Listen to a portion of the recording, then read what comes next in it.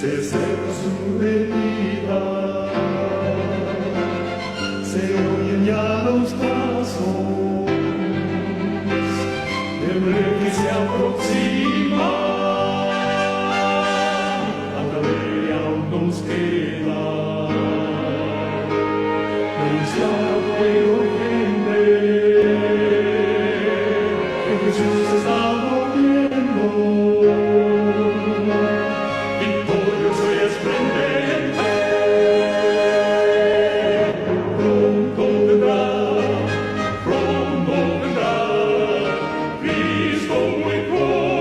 Acompáñenme, queridos hermanos, a poder dirigirnos a nuestro Dios. Santo Padre, Santo Dios que te conoces, bendito seas tú, oh Dios, por tu grande misericordia, por ser un Padre amante con cada uno de nosotros y poder conocerte cada día más, tanto en la Escritura, en los testimonios, en las obras de la naturaleza, podemos encontrar tu ser.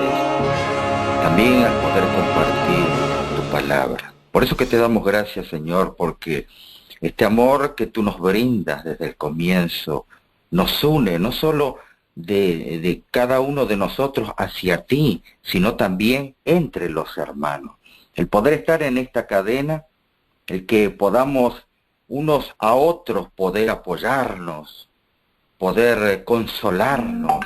Esa es la gracia de tu multiforme gracia, la cual nos brindas a cada uno. Y por tu nombre y por tu Hijo pedimos en esta hora, al abrir tu palabra, que tu Espíritu Santo pueda iluminar, grabar, enseñarnos y nosotros dejarnos enseñar como a un niño. Bendito seas tú, oh Dios, en esta hora. En el nombre de Cristo Jesús. Amén. Queridos hermanos, un gozo poder compartir con ustedes la palabra de Dios.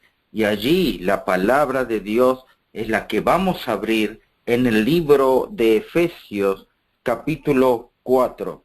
Efesios, capítulo 4, verso 1 en adelante.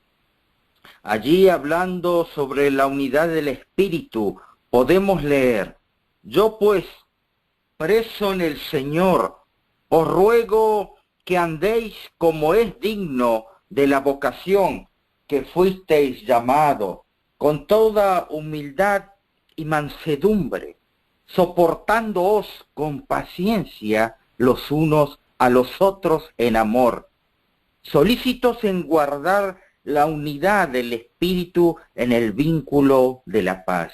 Un cuerpo, un espíritu, como fuisteis también llamados en una misma esperanza de vuestra vocación. Un Señor, una fe, un bautismo. Un Dios y Padre de todos, el cual es sobre todos, por todos y en todos. Pero a cada uno de nosotros fue dada la gracia conforme a la medida del don de Cristo.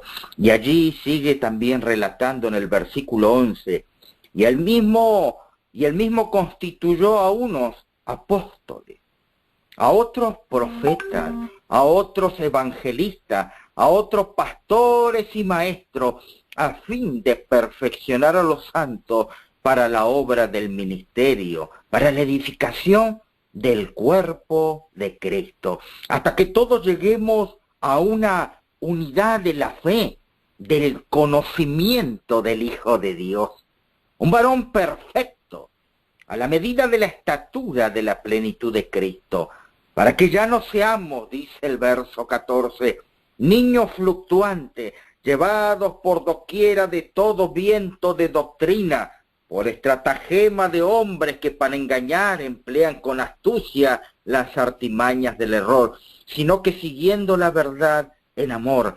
Esto pues digo, dice el verso 17 de Efesios capítulo 4,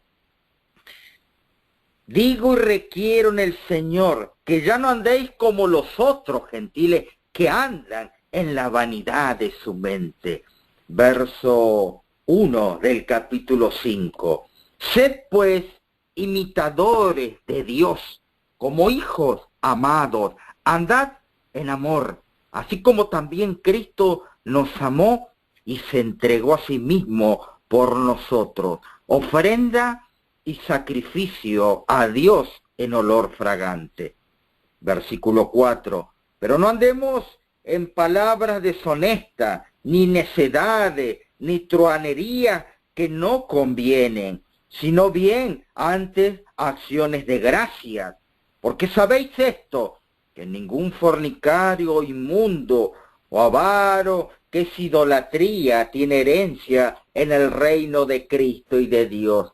Nadie os engañe con palabras vanas, porque estas cosas viene la ira de Dios sobre los hijos de desobediencia. No seáis, pues, partícipes con ellos, porque en otros tiempos erais tiniebla, mas ahora sois luz en el Señor. Andad como hijos de la luz, porque el fruto del Espíritu es en toda bondad, justicia y verdad. Qué interesante que aquí en el Nuevo Testamento podemos encontrar ya las bases que había dejado el Señor Jesús a cada uno de sus discípulos, y esa enseñanza que había dejado, la que había establecido, que no era nueva, por cuanto el Señor siempre a su iglesia la condujo para que sea una luz en medio de las tinieblas. Entonces su pueblo comprendió ahora con un nuevo matiz estas palabras que el Señor Jesús enseñó. Y podemos esto también encontrarlo de una forma más palpable en el libro de Hechos de los Apóstoles. Allí cuando el Señor Jesús se encontraba con sus discípulos, toda la enseñanza que había compartido, no solo en teoría, sino también en la práctica. Él vivió con ellos, él comió, anduvo, curó enfermos, pasaron tristezas, pero también muchas alegrías que brinda el Evangelio. Y pronto el Señor Jesús, de haber compartido con ellos y poder ellos comprender esta nueva luz que el Señor Jesús traía del trono del Padre, ahora ellos comprendían lo que el Señor Jesús quería. Habían visto cómo el Señor Jesús había hecho muchos milagros, pero también vieron sus esperanzas en Él como el próximo rey que ya iba a asumir el trono. Pero también vieron con sus ojos cómo el Señor Jesús fue quitado de su lado, cómo fue crucificado, de la manera que se lo trató a un hombre santo en el cual no hubo pecado. Y ellos posiblemente pasaron por esa desazón, pero ellos debían esperar, como el Señor Jesús les había dicho, esa promesa del Santo Espíritu que iba a caer con poder, que iba a procurar que el grano esté maduro para que ellos puedan ahora poder hacer comprender esas verdades. Pero antes de hacer comprender esas verdades a otras personas, ellos debían comprenderlas primeramente. Allí el libro de Hechos nos narra cuando ellos estuvieron juntos tratando de limar aspereza. Comenta el espíritu de profecía: en obediencia a la orden de Cristo, aguardaron en Jerusalén la promesa del Padre, el derramamiento del Espíritu. No esperaron ociosos.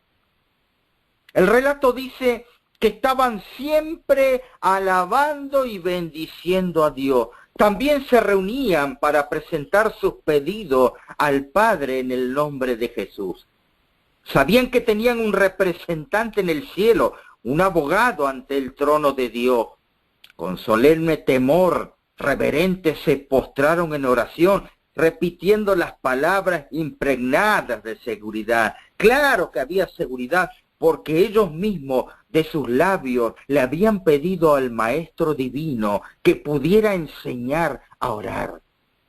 Si esos hombres estaban acostumbrados a escuchar oraciones de maestros, rabinos y saduceos, pero las palabras que salían de la boca de Cristo llevaban un nuevo sentido. Cristo es el que murió, más aún el que también resucitó, el que además está a la diestra de Dios. Qué interesante el momento en que ellos se encontraban esperando la promesa del Espíritu Santo. Pero claro, si Dios promete, sabemos nosotros que las promesas se cumplen, pero a veces nuestra impaciencia, a veces el desespero por el tiempo, porque el tiempo nos juega en contra al hombre.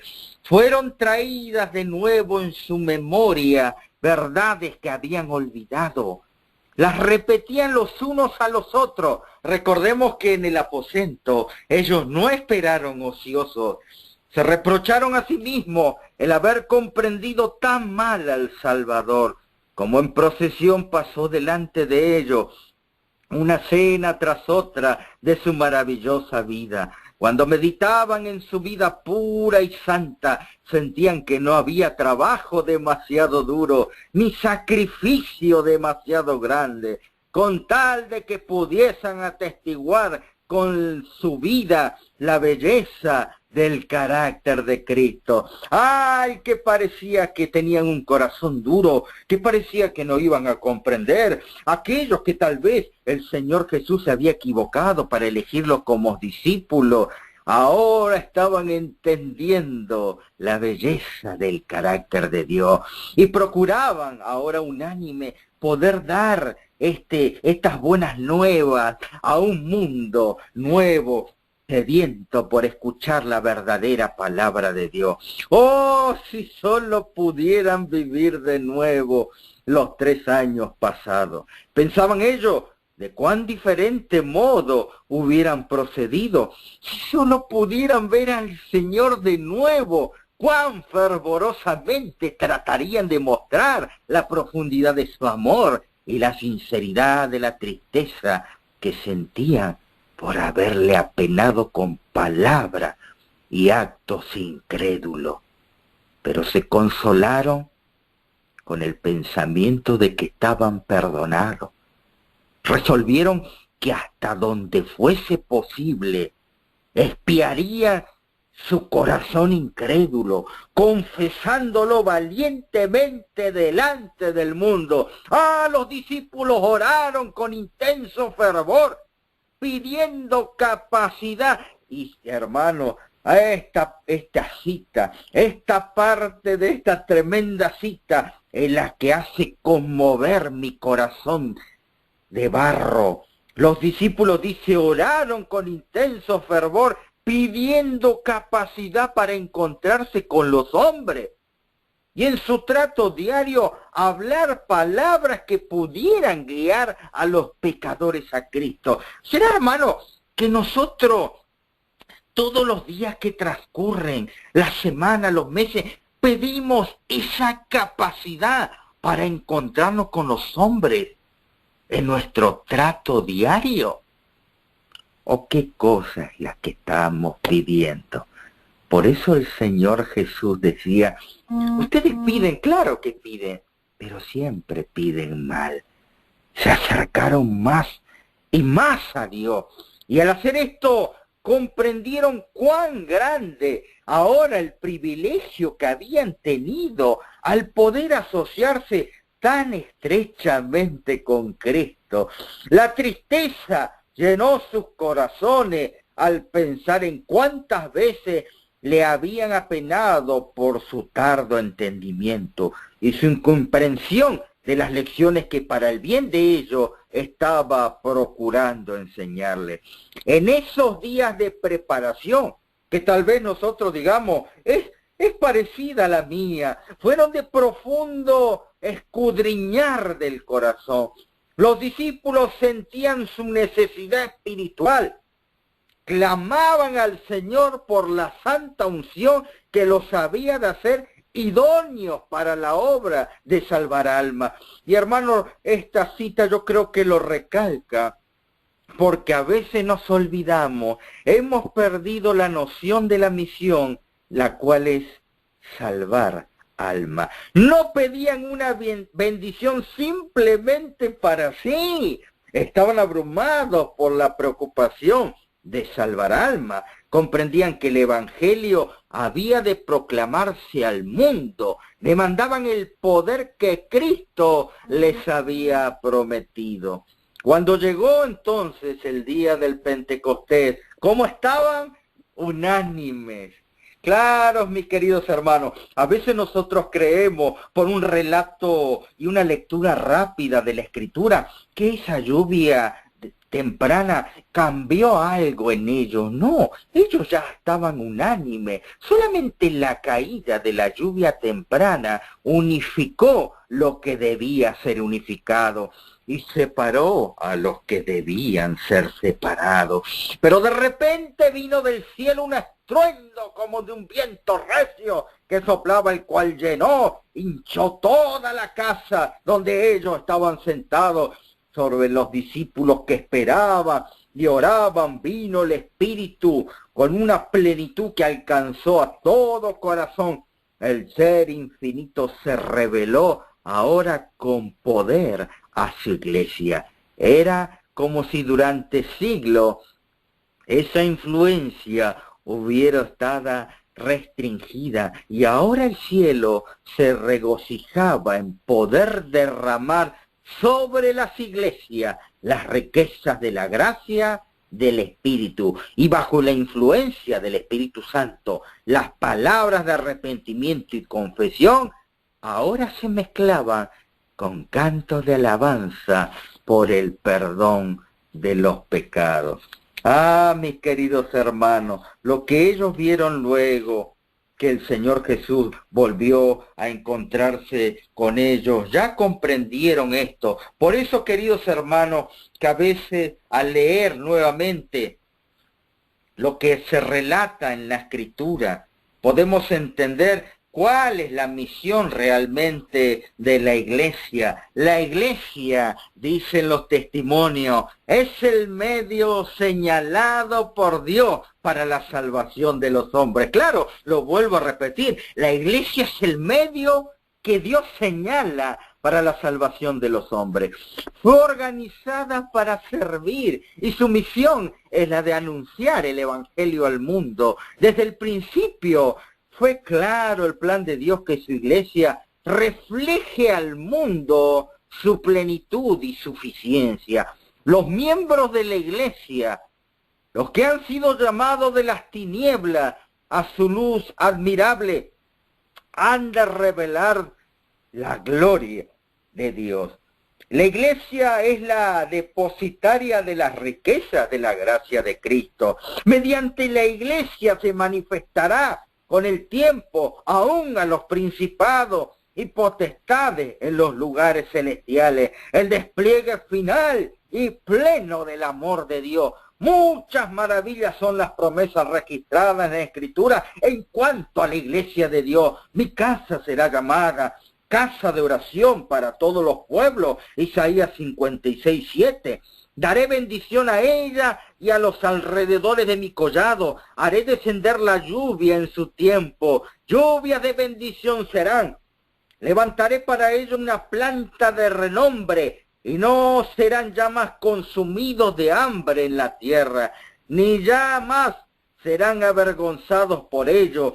Y ellos son mi pueblo, la casa de Israel, dice Jehová el Señor. Ah, hermano, si esta cita que ahora queda sellado en nuestro corazón y nos agradecemos y gozamos en el Señor, porque el Señor dejó la página impresa, porque nuestra mente humana, nuestra fragilidad nos lleva cada vez a olvidarnos de la misión de la iglesia. Vuelvo a repetir, la iglesia es el medio señalado por Dios para la salvación de los hombres. Vosotros sois mis testigos, dice Jehová, mi siervo que yo escogí. Si el Señor hubiera querido, hubiera elegido los querubines que están prestos a la orden de Dios. Él, si hubiera querido en su sabiduría, hubiera optado por esos ángeles ardientes, serafines, que están en la presencia de Dios para que lleven su encomienio sin irse a derecha ni izquierda. Pero Él se plació de dar este mensaje a nosotros, estos barros, estas vasijas de barro. Mis queridos hermanos, cuando la verdad que salió de los labios de Cristo Jesús, nuestro divino Maestro, ahora los discípulos comprendieron.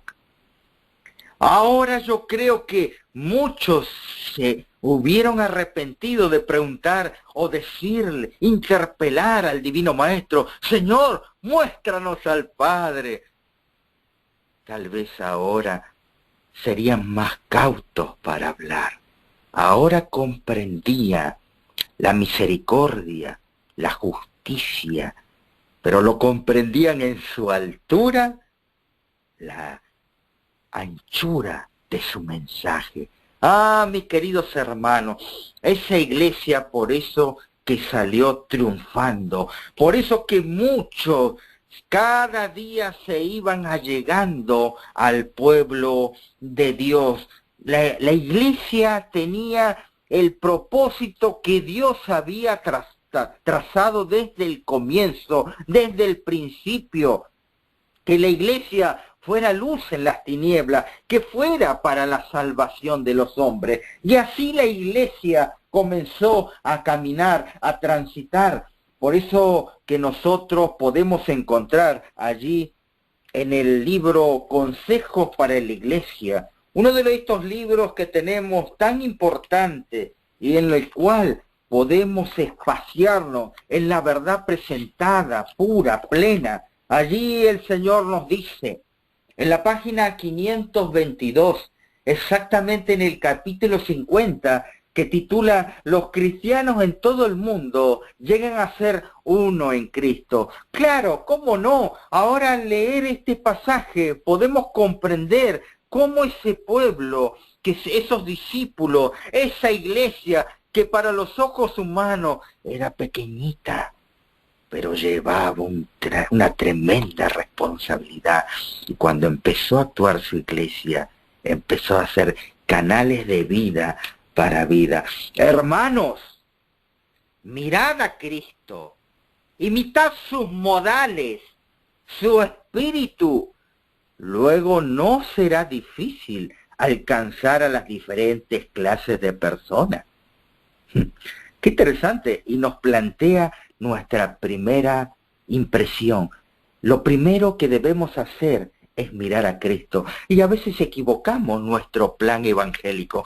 A veces queremos salir a evangelizar. A veces queremos salir a decir a los pecadores, vuélvanse de sus caminos. Pero cuando nosotros no hemos comprendido, ni hemos imitado los modales y aún el Espíritu de Cristo, no tenemos 6 modelos para imitar, ni tampoco tenemos 5, solo uno, Cristo Jesús. Si los hermanos italianos, franceses, alemanes se esfuerzan en parecérsele, colocarán sus pies sobre el mismo fundamento, el de la verdad. El mismo espíritu que anima al uno, animará también al otro. Ah, hermanos, yo no tengo miedo de decir que hemos olvidado el que la iglesia sea un canal para salvación, pero también que avance de una forma compacta, una forma unida, cuando el Señor Jesús, antes de entrar en el último tramo de su plan de redención, mirando con ojos proféticos, se consternó, y la Escritura dice que Jesús lloró. A veces no podemos discernir cómo será de que el Divino Maestro lloró por cada una de las personas que sabía que le iban a negar, le iban a dar vuelta el rostro. Quiero exhortaros, hermanos, hermanas, a no levantar un muro de separación entre las diferentes naciones.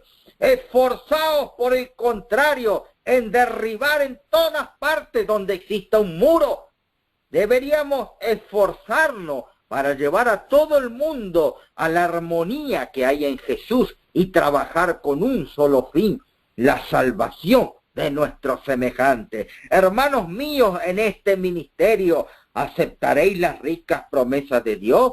¿Ocultaréis al yo para dejar aparecer a Jesús? El yo, sí, debe morir antes que Dios pueda obrar. ¿Cómo? El yo debe morir antes de que yo pueda trabajar, ni siquiera poder llevar el mensaje de salvación. Nuestro yo debe morir. Siento alarma, dice una Ellen White inspirada por el Espíritu Santo. Siento alarma cuando veo asomar el yo aquí y allá, en uno o en otro. En el nombre de Jesús de Nazaret, os declaro que vuestra voluntad debe morir, debe identificarse con la voluntad de Dios. Él desea fundiros, Él desea purificaros de toda mácula. Una gran obra debe ser hecha en vosotros antes de que podáis ser henchidos del poder de Dios. Os suplico que os acerquéis a Él. ¿A quién? A Cristo, a fin de poder recibir sus ricas bendiciones antes de terminar estas reuniones. ¡Qué interesante que los cristianos en todo el mundo llegan a ser uno en Cristo!, dice el libro de Consejo para la Iglesia. Y así lo entendió la Iglesia en su primer caminar. Ellos entendieron eso. Por eso que luego encontramos, no solo como iglesias literales, sino también un mensaje que se le daba al último apóstol que había quedado con vida, y no porque los otros sabemos que murieron de una forma cruenta, pero no es que a Juan le fue esquivo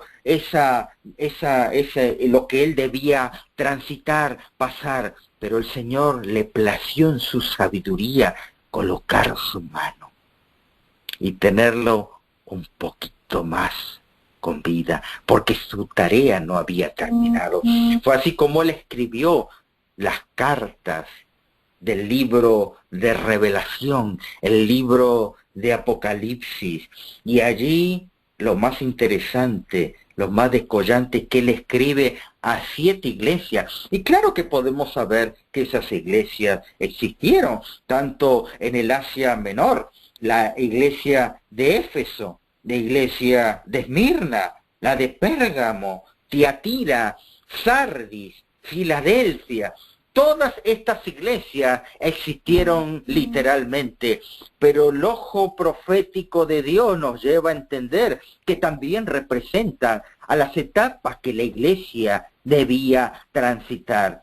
Por eso que a la primera iglesia de Éfeso le decía: el que tiene oído, oiga lo que el Espíritu dice a las iglesias. Al que venciere le daré de comer al árbol de vida, el cual está en medio del paraíso. Podemos encontrar también no solo mensaje y apoyo, sino a veces también el Señor tenía que hablar de alguna forma que posiblemente nos haga doler. El mensaje de Tiatira: he aquí yo la arrojo en cama y gran tribulación, dice el capítulo 2 de Apocalipsis, a los que con ella adulteran y no se arrepienten de las obras de ella, de esa mujer, dice, que tolera, llamada Jezabel. Allí podemos encontrar en el libro de Apocalipsis, en el capítulo 3, al mensaje de la iglesia de Sardis: sé vigilante, afirma las otras cosas que están para morir, porque no he hallado tus obras perfectas delante de Dios.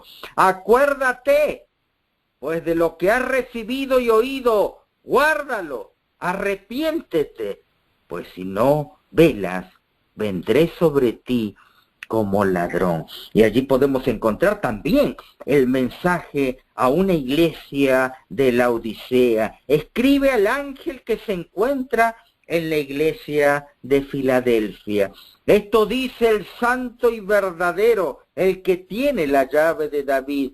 El que abre ninguno cierra, cierra y ninguno abre. Yo conozco tus obras, he aquí he puesto delante de ti una puerta abierta, la cual nadie puede cerrar, porque aunque tienes poca fuerza, has guardado mi palabra, no has negado mi nombre. Son palabras que dan alegría, dan gozo, así como el Padre se goza del Hijo obediente, puesto que este es un mensaje que a la iglesia le da apoyo.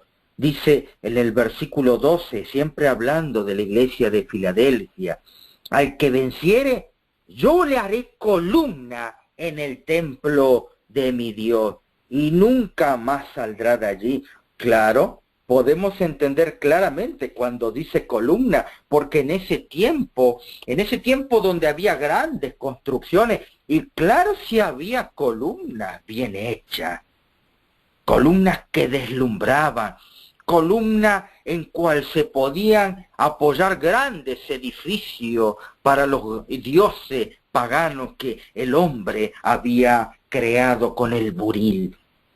Pero al recibir la palabra a su iglesia amada y decirle, ustedes van a ser, si vencen, columna en el templo de mi Dios, y nunca más saldrás de allí.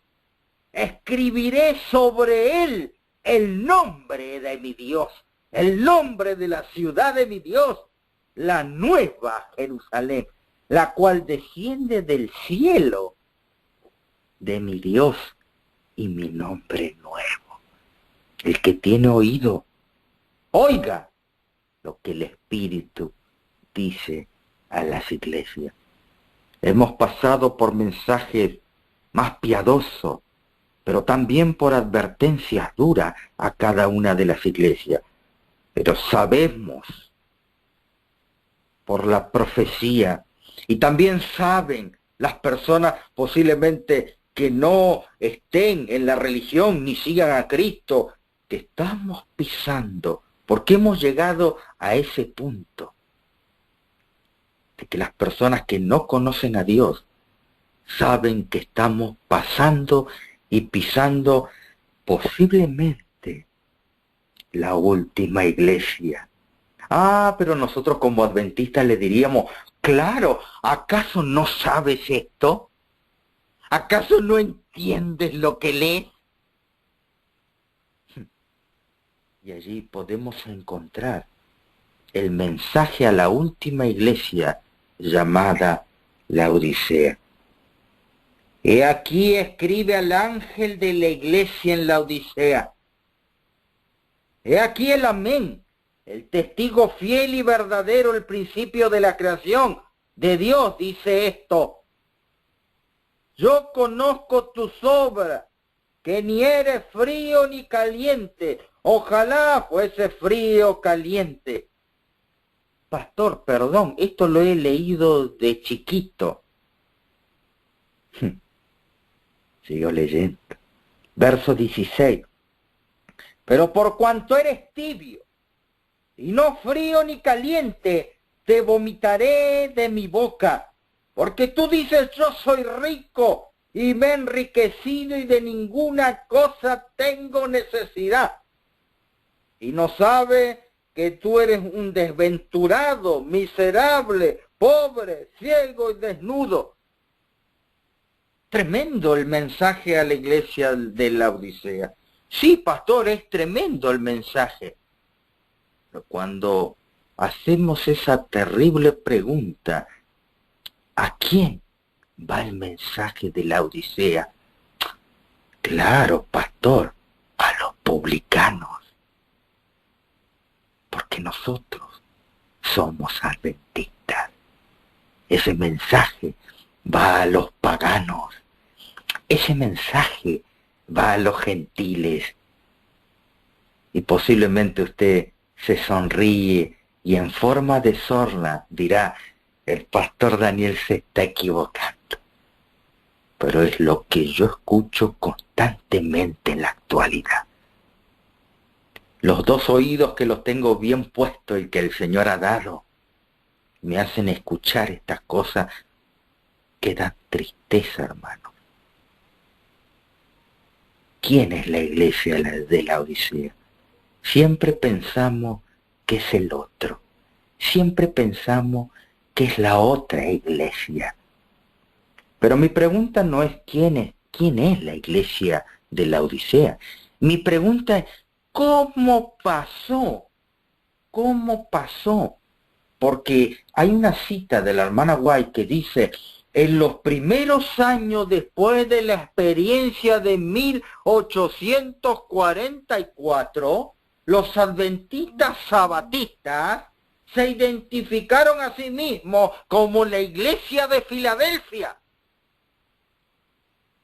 Mi pregunta no es quiénes son los de la iglesia de la Odisea. Mi pregunta es cómo pasamos del estado de Filadelfia a una iglesia decadente. Y podemos entender siempre por nuestra bendita experiencia que el Señor nos hace pasar. Allí hubo una conferencia en la ciudad de Albany, en Nueva York, 1845. Tenemos que situarnos muy atrás en la historia. Y tan atrás nos situamos en la historia que ya esto se ha borrado de la mente de los adolescentes adventistas del séptimo día. No nos olvidemos de la historia. Y en esto también tienen parte los adultos de la iglesia. Deberán refrescar, quieran o no, a nuestros jóvenes. Hermano, yo me acuerdo la época cuando me plantaban en el asiento y me enseñaban, quiera o no quiera. Y yo decía, ¿para qué me va a servir esto? Pero el Señor, en su misericordia, hace entender para qué sirve esto. La historia nos muestra que en ese año hubo una conferencia. Allí habían 61 ministros y delegados. Estaba el secretario Joshua Himes. También se encontraba el presidente. Claro, estaba vivo William Miller. Allí estaba esa reunión importantísima y los 61 ministros y delegados, donde llevaban a cabo lo que la iglesia se debía, cómo y de qué forma debía moverse para que avance de una forma más ordenada. Fue así como en ese congreso, allí podemos encontrar una cita en la revista Adventista, en junio 10 de 1852, donde nombra las personas que se encontraban allí y cómo fueron cambiando, hermanos, lamentablemente. Ahí podemos entender nosotros cómo fue cambiando nuestra iglesia, cómo se fue tornando en una iglesia dura de corazón. Vi que algunos vi que algunos del pueblo de Dios, comentaba luego la mensajera del Señor, eran estúpidos y estaban dormidos y estábamos medio despiertos y no nos dimos cuenta del tiempo en que vivíamos ahora y que el hombre con la escoba de tierra había entrado y que algunos corrían el peligro de ser arrastrados. Le supliqué a Jesús que los salvara, que los ahorrara un poco más y se le permitiera ver su terrible peligro, para que se prepararan antes de que fuese demasiado tarde. El ángel dijo, la destrucción viene como un poderoso torbellino. Le supliqué al ángel que tuviera piedad y que salvara a los que amaban este mundo y que estaban apegados a sus posesiones y no estaban dispuestos a soltarse de ellos. Sacrificarlos para acelerar a los mensajeros en su camino, para alimentar a las ovejas hambrientas que perecían por falta de alimento espiritual. Esa iglesia de Filadelfia se fue tornando fría. mis queridos hermanos. La historia lo avala. Por otra parte, me retenían aquellos que no estaban dispuestos a deshacerse de los bienes de este mundo para salvar almas que perecen, enviándole la verdad. El ángel dijo, ¿pueden tales entrar al cielo?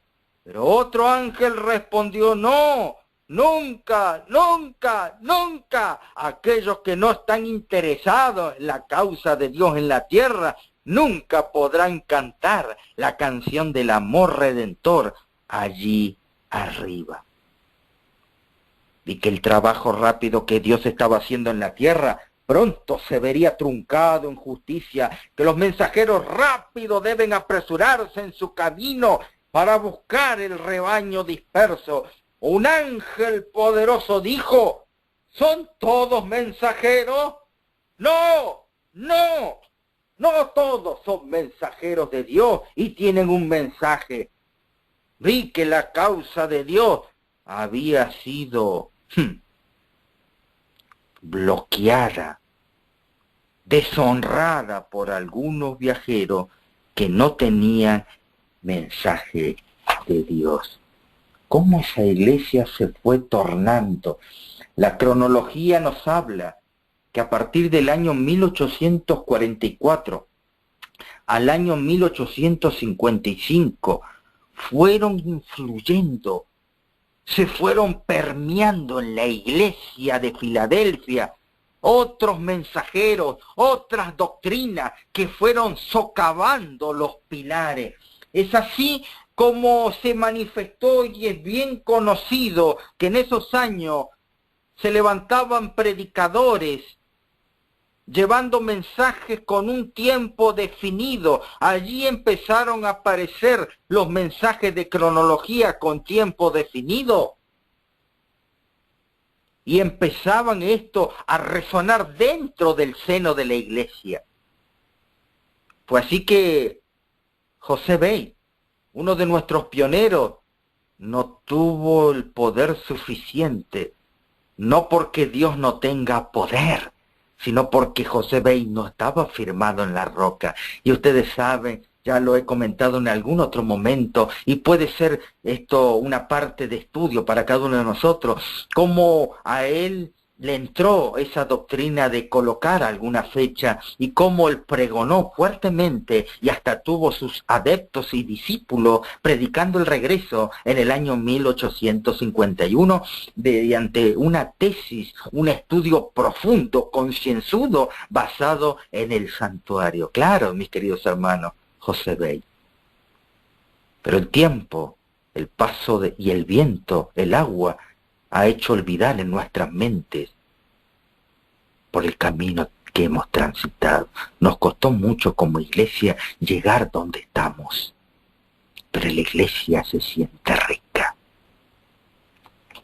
La iglesia se siente que no necesita de nadie. Yo soy rico. Me he enriquecido y de ninguna cosa tengo necesidad. Claro, no necesitamos de nadie.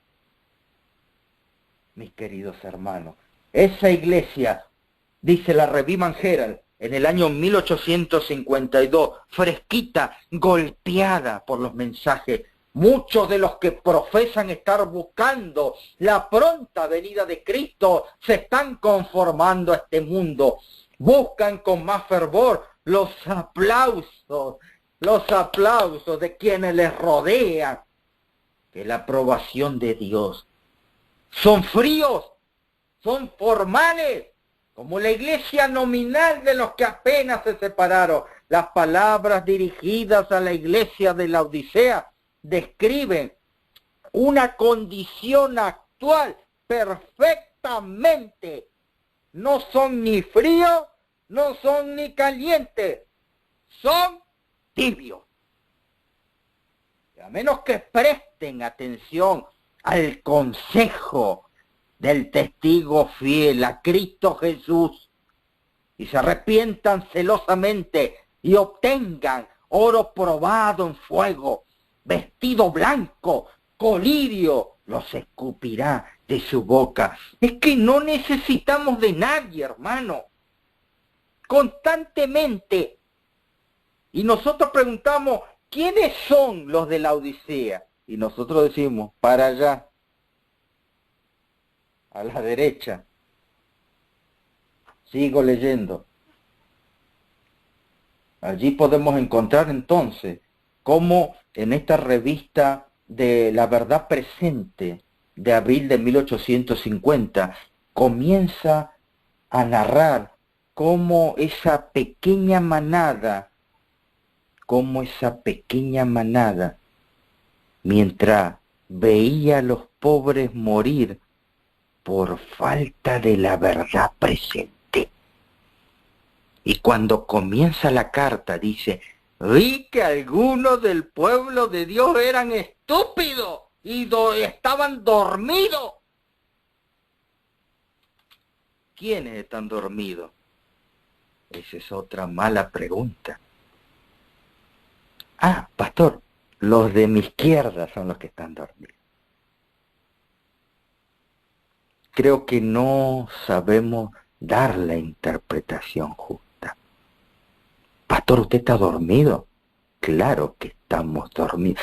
La profecía señala eso. La profecía, el comentario, la explicación que les daba Jesús en San Mateo 24 a sus discípulos, les decía, luego de narrar esa escatología en todo el capítulo 24 y luego entrando en el capítulo 25 hablando de la iglesia, una iglesia que se queda dormida. ¿Estaría yo engañándolo diciendo, yo estoy más despierto que el otro? Y hasta podría tomar la cita inspirada y decir, los otros son más estúpidos que yo. No, pastor, ¿cómo va a hablar así? Es que hablan así. Lo pregonan así.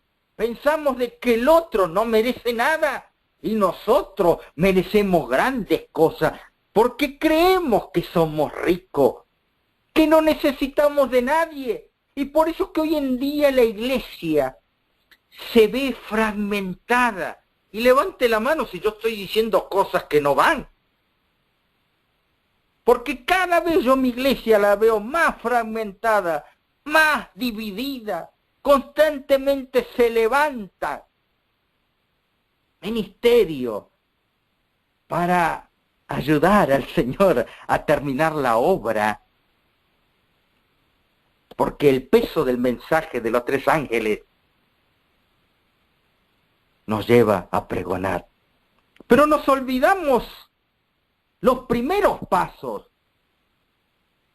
Por eso que he leído consejos para la iglesia, por eso que he leído Hechos de los Apóstoles. La iglesia fue señalada para salvar las personas, no para condenarlas.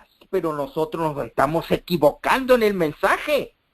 No queremos salvar almas. Déjeme decir, yo veo eso, yo escucho eso. La gente veo como que no se preocupa por salvarla, las quieren perder. Entran en discusiones con ellas. Entran en luchas acaloradas. ¿Dónde está el amor? Queridos hermanos, ¿acaso no sucedía eso en la época de Cristo? Déjenme leer. Y yo creo que usted tiene el libro deseado a toda la gente. Sí, muy lindo libro, pastor. Mire lo que dice, por ejemplo. Dice, de toda manera amable y sumisa, Jesús procuraba agradar a aquellos con quienes trataba. Hermano, hoy en día estamos en esta actualidad que no nos deja mentir. ¿Cuál? Queremos opacar al otro, queremos pisotear y muchas veces hemos actuado, y yo reconozco de una manera estúpida, empezando por mí. Él buscaba agradar con quienes trataba, porque era tan amable, tan discreto, y los escribas y ancianos suponían que recibiría fácilmente la influencia de su enseñanza. Le estaban a recibir las máximas tradiciones que habían sido transmitidas desde los antiguos rabinos, pero él pedía ser autorizada en la Santa Escritura. Él estaba dispuesto a escuchar toda palabra que procede de la boca de Dios, pero no podía obedecer a lo inventado por los hombres. Jesús parecía conocer las Escrituras desde el principio al fin y las presentaba en su verdadero significado. Por eso que comenta, sigue diciendo allí en el capítulo 9 sobre el día de conflicto. Sabían que en la Escritura no podían encontrar autorizaciones para sus tradiciones los fariseos. Se daban cuenta que en comprensión espiritual Jesús los superaba por mucho. Sin embargo, se airaban porque no obedecían a sus dictados. No pudiendo convencerle, buscaron a José y María y se les presentaron su actitud disidente. Que la Escritura dice que a él lo llamaban disidente. Hermano, ¿nosotros somos disidentes o no somos disidentes? Porque nosotros creemos ser disidentes. Actuamos de una forma amable y sumisa a nuestro prójimo. ¿No hacían esto? Mire, sigo leyendo. La admiración de la muchedumbre negligente contrariaba mucho el espíritu de Cristo. En su vida no cabía manifestaciones alguna de amor propio. Pero la Odisea dice, yo no necesito de nadie. El homenaje que el mundo tributa a las personas encumbradas, riquezas, talento, era extraño para el Hijo del Hombre. Jesús no empleó ninguno de los medios que los hombres emplean para obtener la lealtad y el homenaje de los demás. Siglos antes de su nacimiento, había sido profetizado acerca de él. No clamará, ni alzará, ni hará oír su voz en las plazas gritando, yo soy de la verdad presente. No quebrará la caña cascada, ni apagará el pábilo que humeare. Sacará el juicio a verdad. No se cansará ni desmayará hasta que ponga en la tierra juicio. Los fariseos procuraban distinguirse por la ceremonia escrupuloso y la ostentación de su culto y caridad. Mostraban su celo por la religión, haciendo de ello un tema de discusión. ¿Acaso no pasa eso hoy en día, hermano? Las disputas entre las sectas opuestas estaban vivas y largas. Y era frecuente oírlo en las calles, las voces de controversia hilada entre los sabios doctos de la ley. Pero la vida de Jesús ofrecía un marcado contraste con todo esto. En ella no había disputa ruidosa, ni cultos ostensivo, ni acto alguno realizado para obtener aplausos. Cristo se ocultaba en Dios y Dios era revelado en el carácter de su Hijo. A esta revelación deseaba Jesús que fuese atraída la atención de la gente y tributando su homenaje. El sol de justicia no apareció sobre el mundo en su esplendor para deslumbrar los sentidos con su gloria. Escrito está, como el alba está aparejada a su salida, tranquila, suave, la luz del día amanece sobre la tierra, despejando las sombras de las tinieblas, despertando al mundo a la vida. Así salió el sol de justicia. Hermano, lo que Dios quería para su iglesia, el paso de los años ha ido borrando nuestra misión. Debemos avanzar, claro, pero como un cuerpo y una cabeza que es Cristo Jesús. Por eso que las palabras y el concepto de la iglesia de la Odisea, cómo se fue transformando Filadelfia. Es triste cómo fue pasándose a una iglesia fría. Ahora tengo el encargo de decirle a nuestros hermanos, humíllense, dice Consejo para Escritores y Redactores, página 99. Humíllense y confiesen sus pecados, de lo contrario, Dios los humillará. El mensaje de la Odisea, la iglesia llega a casa de aquellos que no la aplican a sí mismos. No son fríos ni calientes, sino tibios. Conozco tus obras. ¿Quién? Dios, no las personas. Dios sí conoce. No nos dejamos ver como somos realmente. Pero sí Dios conoce.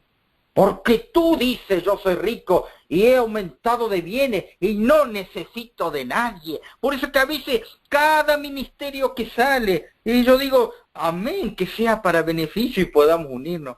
Pero cada vez más separados, cada vez más separados. Y hermanos, si seguimos en estos niveles y yo sumando 2 más 2 más 2, yo llego a la conclusión que si la iglesia de sostén propio sigue llevando este cauce, porque el cauce que está llevando, y vuelvo a repetir, de las iglesias de sostén propio, porque hay muchas cosas que están haciendo mal, le vamos a tener que pedir perdón a las organizaciones.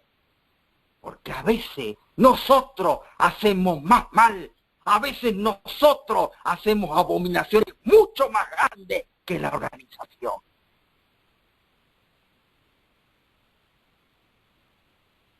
Mis queridos hermanos, el mensaje de la Odisea es para cada uno de nosotros.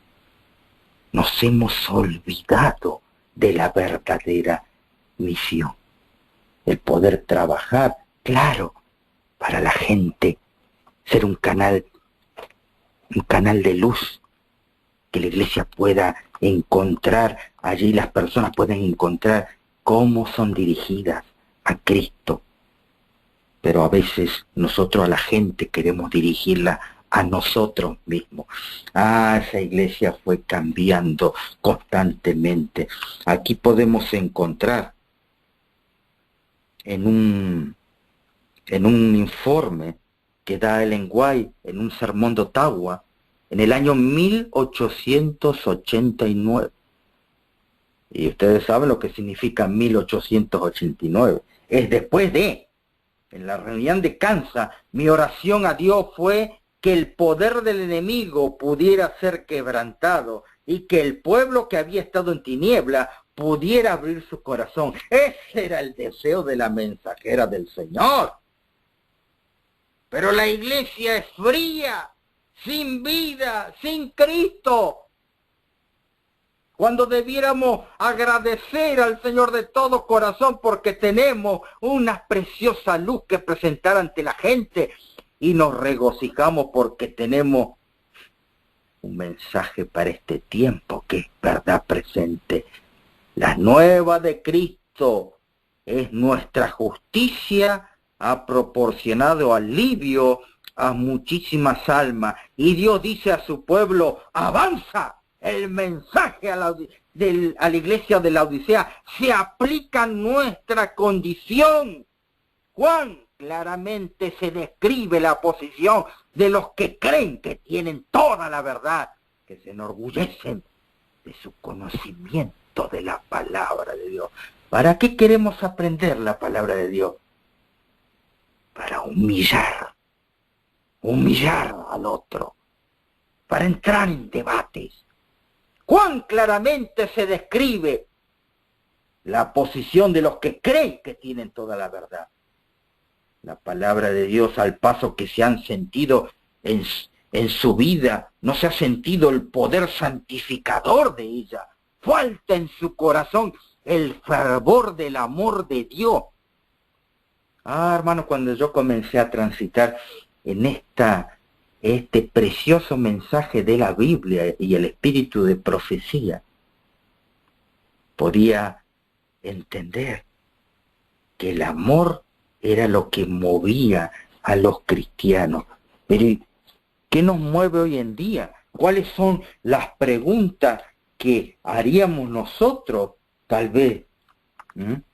A veces hacemos mal las preguntas. Miren, en la época de Jesús dice, en su trato con los hombres, él no preguntaba, ¿de qué iglesia sos vos? Yo soy adventista del séptimo día. ¿Y vos? No, yo soy testigo de Jehová. Ah, no, esos creen en esto, no, no, son herejes. ¿A qué iglesia pertenecéis? Ejercía Jesús su facultad de ayudar en favor de todos los que necesitan ayuda. En vez de aislarse en una celda de ermitaño a fin de mostrar su carácter celestial, trabajaba fervientemente por la humanidad. Ah, mis queridos hermanos, el decir somos de la verdad presente nos debe llevar, nos debe instar por el peso de ese mensaje del revelar el carácter de Cristo. ¿Estamos, hermanos, dando consolación hoy en día? Así como decía la hermanita María, el poder trabajar, hay muchos que están trabajando, y hablaba y nombraba de un pastor que trabajaba por los demás. No viendo ese muro, no, yo qué voy a hacer ahí, si eso desdeñan el espíritu de profecía, desdeñan esta doctrina, la 38, la 72, no la quieren. Cuando deberíamos entrar con el poder del amor de Cristo y su palabra. A veces nosotros vemos lo malo en lo que es bueno. Cuando el Satanás hoy tiene su mensaje, no, quédate en tu casa, porque está la pandemia, las iglesias están cerradas, pero si nosotros la abrimos, hermano, y no somos un canal de vida, ¿para qué sirve? ¿Para qué sirve que nos rodeemos con 5 o 6 libros del espíritu de profecía y estudiando y nos quedemos hasta tarde estudiando profecía si no mostramos lo simple del ABC, el amor a las personas? ¿De qué sirve estudiar tanto si no podemos llevar a una persona que tiene COVID las buenas nuevas, poderle dar la sanación que el Señor brinda? Hermano, yo veo este tema, el de la actualidad de la pandemia, una bendición. Porque ahora nosotros, las puertas se nos abren. Yo estoy visitando una familia que tiene COVID. Ya llevan 10 días, ustedes saben que son 14 días, y hemos estado visitando a estas personas que tienen COVID para hacerles los tratamientos de salud. ¿Y por qué yo digo que es bendición? Porque yo hace más o menos un mes, yo contraje esa enfermedad. Y esa enfermedad en sí, luego de haber estado en el cuerpo, forma ¿qué? Una inmunidad. Y eso nos abre para poder entrar a los hogares. El que está sano, bueno, entrará y si quiere llevarle algo a la familia, ahí de lejito. Pero a nosotros se nos abre la puerta de par en par y entrar con este mensaje poderoso de salud, supliendo las necesidades. Luego las personas van a entender por nuestras acciones si Cristo vive o no en nosotros. Pero ¿cómo sucedió que fue cambiando la iglesia? Allí podemos encontrar en la historia nuevamente, y tomando un libro tan interesante, hermano, que prácticamente hasta muchos lloran porque dice, pastor, de estos libros ya no se encuentran, ya no los imprimen. Testimonios para ministros, testimonios para pastores, testimonios para los que llevan la verdad. Al repasar ciertas situaciones producidas en el curso de la historia de nuestra iglesia y que constituyen el motivo de los mensajes escritos por la hermana White en la década que comenzaba en 1890, descubrimos ciertos hechos que nos permiten comprender mejor estos mensajes.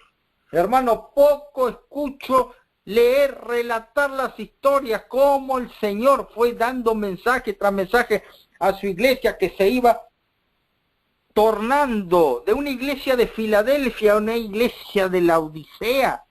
No pudo el Señor, no porque no tenga el poder, porque Él es amante y misericordioso en gran manera, le permitió que siga su curso para que ella vea a dónde lleva esa condición.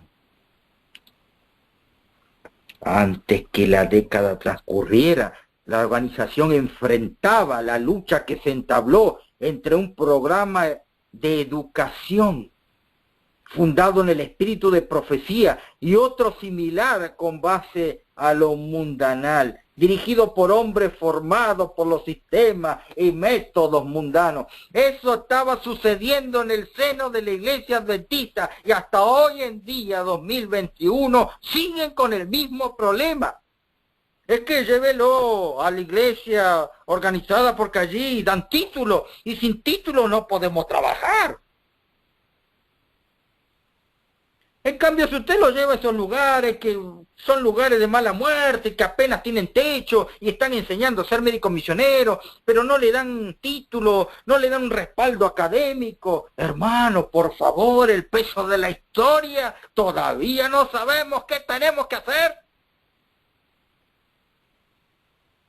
Los pioneros de la iglesia adventista eran mayormente autodidactas. No sabían nada. Pero eran hombres consagrados, hábiles y expertos. Hoy es al revés, hermano.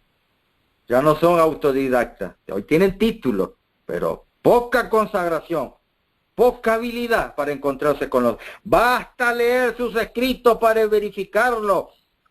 Pero consciente de sus limitaciones académicas, se sentía muy humilde cuando apareció en medio de ellos a comienzos de la década de 1880 un educador diplomado. No es de sorprendente que lo apoyaran, le confiaran un puesto importante en la obra educacional. Venga, enséñanos cómo debemos hacer, en vez de estar preguntándole a Dios, hermano. Otra vez estamos como el pueblo de Dios, queremos rey, no necesitamos rey, tenemos a Dios para consultar. Y así fue como la iglesia se fue torciendo. Otro de sus problemas muy grandes fue que en ese periodo se publicaron artículos que aparecen en los testimonios en inglés, páginas del 9 al 98, y ahí fue que apareció por primera vez. Y estos son los que yo no escucho predicar. Testimonio para la iglesia de Battle Creek. Battle Creek tenía un problema. La iglesia de Battle Creek estaba enfermiza. La iglesia de Battle Creek entró en una cuarentena. Que no escuchaba lo que el Señor le decía. Enseñen la forma de educación cristiana como se debe, que el Señor estableció bajo estos maestros dirigidos por el Espíritu Santo. Pero no, ellos empezaron a enseñar como enseñaba el mundo. Y allí están el 90% de nuestros adolescentes metidos en esos institutos, hermanos. Que aunque muy bueno, muy hermoso ante mis ojos mortales, pero si el Señor dijo que hoy en día deberíamos estar estudiando para ser médicos misioneros. Sí, pastor, es la última línea que va a quedar de trabajo. Sabemos y no lo hacemos. Primero, que dedicamos a larga carrera si le vamos a tener que pedir perdón a la organización. Cuanto más luz, pareciera que ese peso nosotros no estamos a esa altura. Basta leer los títulos de los libros que se imprimían en los colegios. La Biblia era como un libro de texto al comienzo. Era el propósito del colegio, los maestros y el colegio. Los siguientes capítulos llevan estos títulos: preparación para los padres. Por eso que Ellen White sacó este libro, Testimonios para la Iglesia de Battle Creek. El problema era la educación. El problema luego fue los celos y las contiendas y la crítica.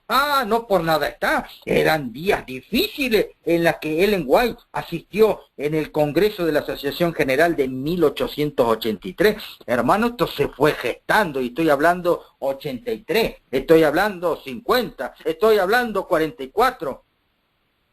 ¿A dónde lleva todo esto, hermano? Sigo leyendo. ¿Tenemos tiempo? Estamos en hora. 2 editoriales funcionaban en aquel entonces en los Estados Unidos. La Revival Herald en Monte, Michigan, y la Pacific Press en California. Estas 2 imprentas realizaban una cantidad considerable de trabajo comercial para ocupar plenamente su equipo y su personal, a fin de disponer de los equipos necesarios para imprimir las publicaciones de la iglesia. En cada una de estas editoriales se publicaba un periódico importante, la Revival Herald Battle Creek y la Sign of the Times, señales de todos los tiempos. Durante los años precedentes siguieron algunas diferencias de opinión que se manifestaron en artículos publicados en estos 2 periódicos, referentes al tema de la ley, como aparece en Gálatas. En cada caso los redactores de los periódicos encabezaban opiniones opuestas. Ellen White, mientras se encontraba en Suiza, escribió a los redactores de la Sign of the Times aconsejándoles que no publicaran artículos que aparecieran opiniones divergentes. Pero dale que el pueblo no escuchaba, desoía. Fue así como se preparó el terreno para 1888, mis queridos hermanos.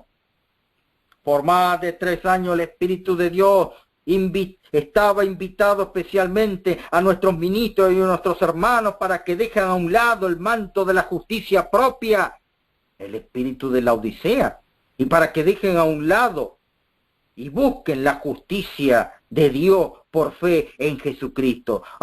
Pero cuán lento, vacilante hemos sido. El testimonio y los fervientes súplicas del Espíritu de Dios no han encontrado en nuestros corazones la respuesta que Dios quería que lograran. Con razón que no quieren más distribuir este libro, Testimonios para Ministros. Estoy leyendo de allí. En algunos casos nos hemos sentido incluso libres de criticar el testimonio, las advertencias que Dios nos envió para nuestro bien. Este es un asunto muy serio. ¿Cuál ha sido el resultado? Una frialdad en el corazón, una esterilidad espiritual que resulta verdaderamente alarmante, dice la mensajera. ¿No ha llegado acaso el tiempo de elevar la voz de alarma? Y ahí sacamos la razón de ser de las iglesias de sostén propio. Permítame decirles, porque yo amo a mi iglesia, y a veces muchos que son nuevos piensan que entrar a la verdad presente es agarrar un garrote y darle nuestro mensaje, toda nuestra fuerza y nuestro mensaje a la organización. ¿Queremos salvar alma o queremos perder alma? Permítanme decirles esta pregunta. ¿No ha llegado el tiempo de elevar la voz de alarma? Sí, pero primero la alarma se debe dar en nuestro seno. ¿Soy yo, Señor? Fue así que fue marcando estas imprentas, la de Battle Creek. Luego reciben un castigo por sus hechos. Dios los entregó a sus pasiones. La Revival Herald fue incendiada en diciembre 30 del año 1902. Pero nosotros sabemos, generalmente la mayoría sabe, que eso se quemó porque estaban imprimiendo ese libro que trajo John Harvey Kellogg, el del Templo Viviente. Y ahí le damos a esa historia. Y que estaban imprimiendo el libro y estaba listo el logotipo para salir y salgan un montón de libros. del templo viviente. Sí, eso es verdad, claro que es verdad, pero esa es una parte. ¿Por qué se quemó las imprentas? Estaban empezando a imprimir, y lo pueden leer ustedes, hermanos, no voy a contar toda la historia, pero ustedes lo pueden leer en Testimonios para los Ministros. Ahí lo cuenta detalladamente. Yo no sé por qué no leen esas partes. ¿Por qué no lo enseñan a los jóvenes? Porque estamos transitando por el mismo error. Tan bien les iba que el mundo les pidió ayuda y empezaron a imprimir. Deje a un lado el libro del Templo Viviente. Estaban imprimiendo otros libros de carácter mundanal, les sobraba el tiempo. Y claro, estaban incrementando las ventas, pero estaban imprimiendo libros que no debían estar ahí. Ah, hermano, yo tengo esa cita guardada en una bóveda con 7 llaves, donde el Señor, obviamente no tengo el tiempo de leer toda esa cita, donde el Señor mandó un ángel que inspeccionaba las imprentas a ver qué estaban imprimiendo.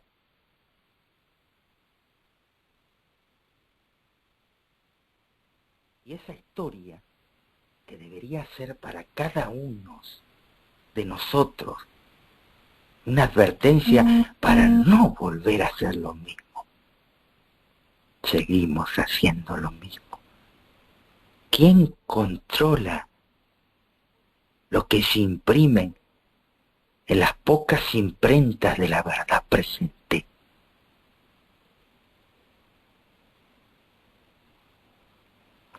He visto cada cosa.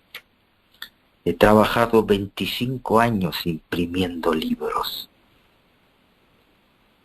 manchándome con tinta, como para actuar tan en contra de lo que el Señor dice.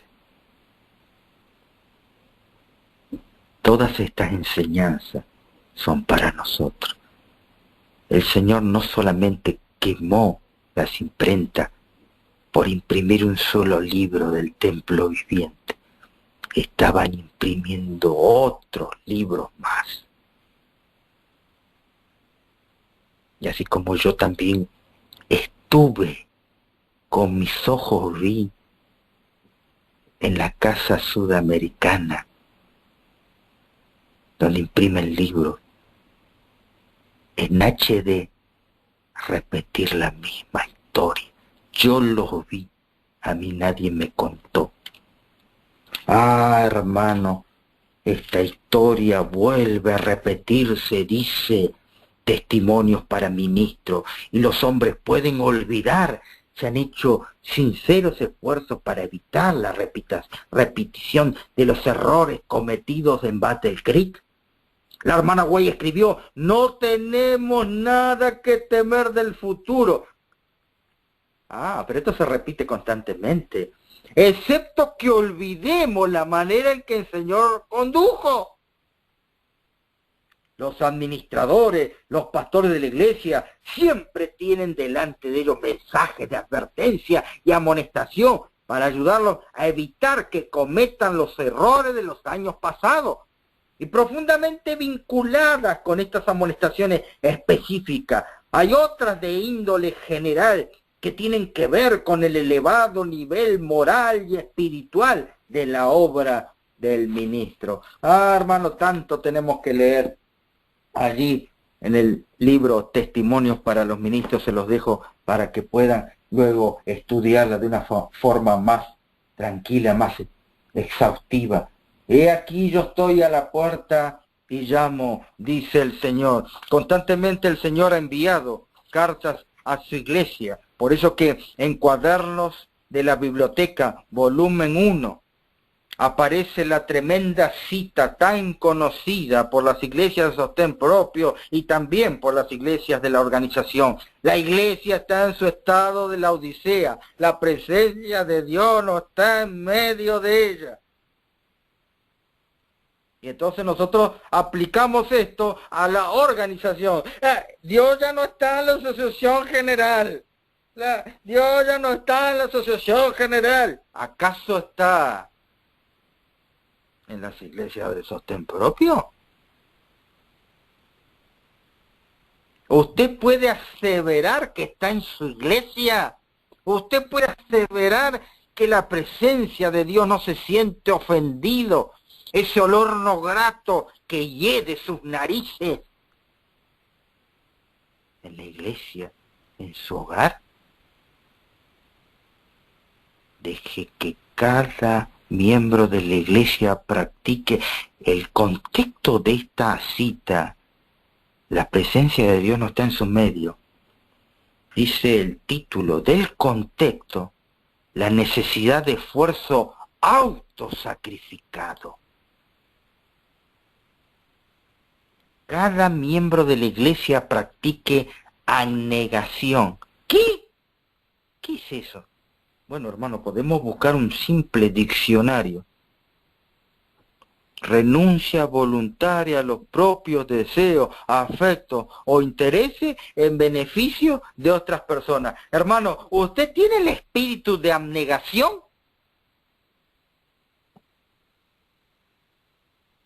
Claro que lo vamos a desconocer, porque la Odisea dice, yo soy rico, yo, y me he enriquecido, yo soy cabeza de mi iglesia.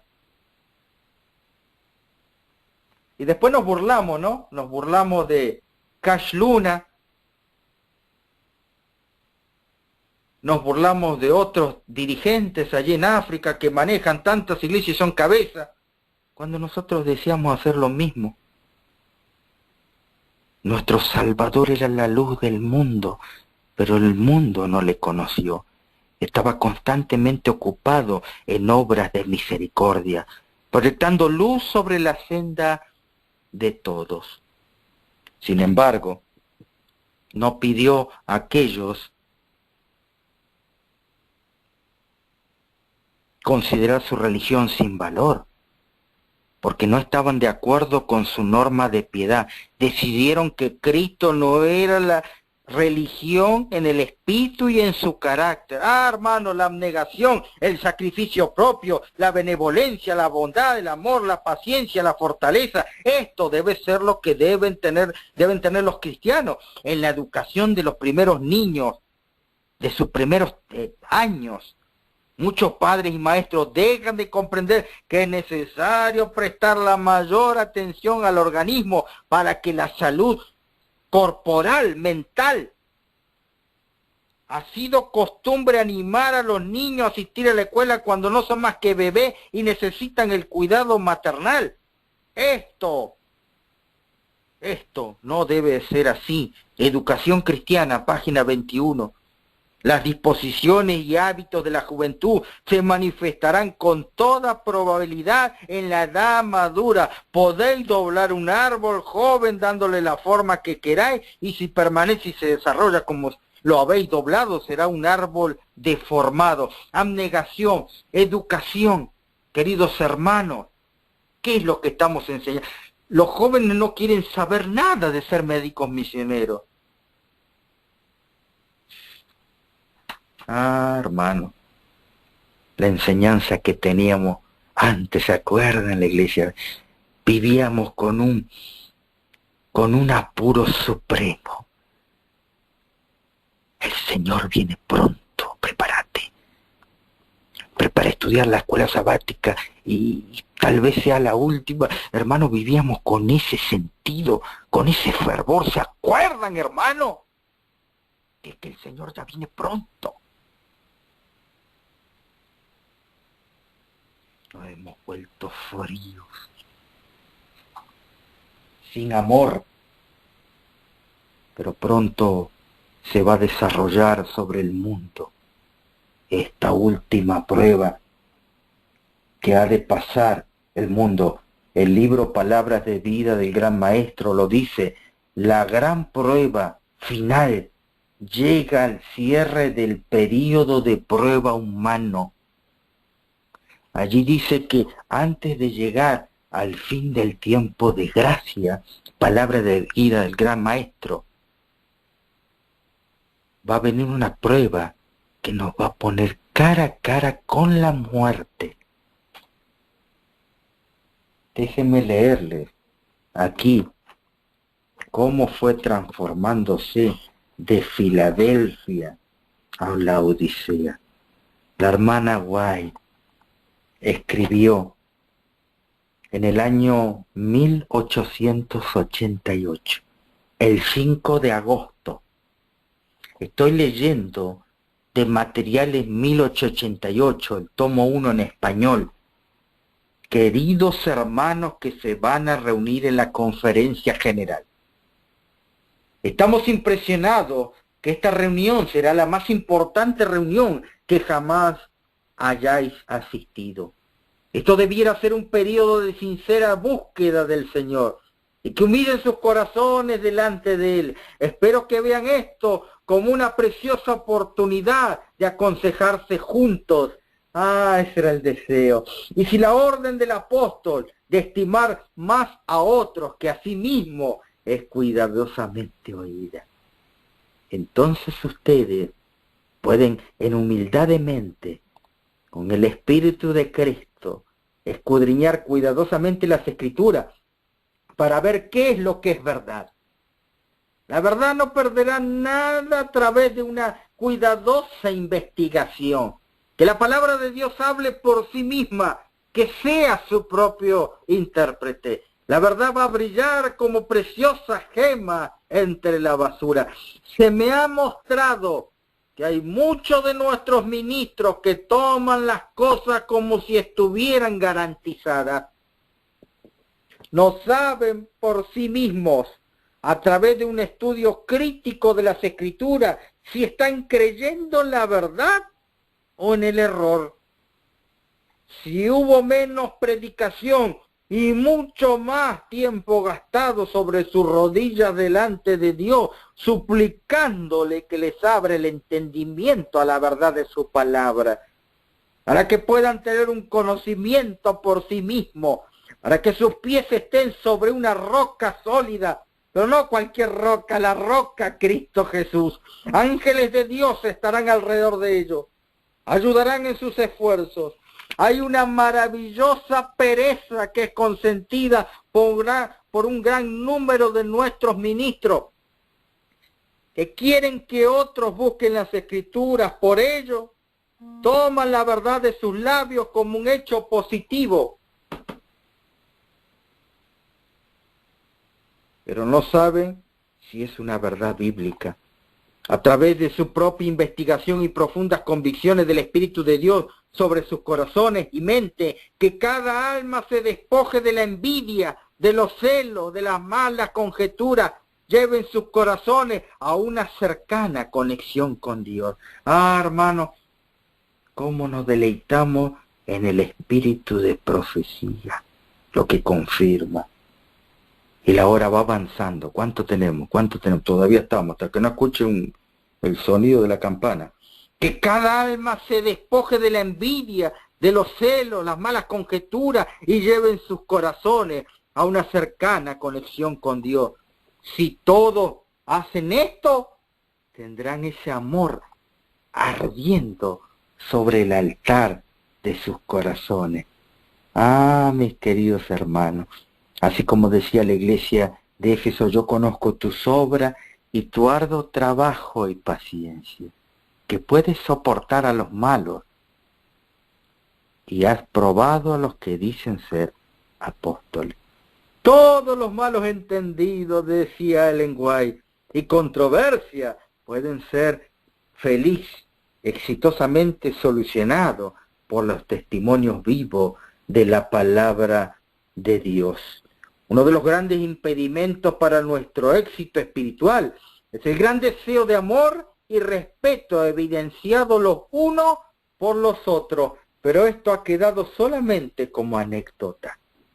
Debiéramos buscar más sinceramente por cada palabra y acción responder la oración de Cristo, animar esa unidad que es expresada en la oración de Cristo, que seamos uno, así como Él es uno.